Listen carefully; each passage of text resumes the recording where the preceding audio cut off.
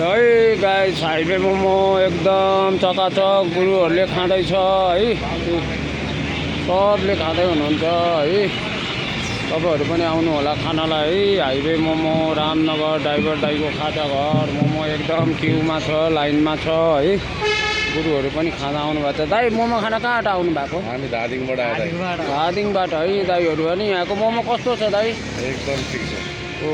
ठिक छ अरे है साथीहरू ल तपाईहरु पनि आउनु होला हाइवे मोमो खाना है यस्तो है मोमोको साथमा हड्डीहरू मोमोहरू है सब पाइन्छ है आउनु होला है साथीहरू है है दाइ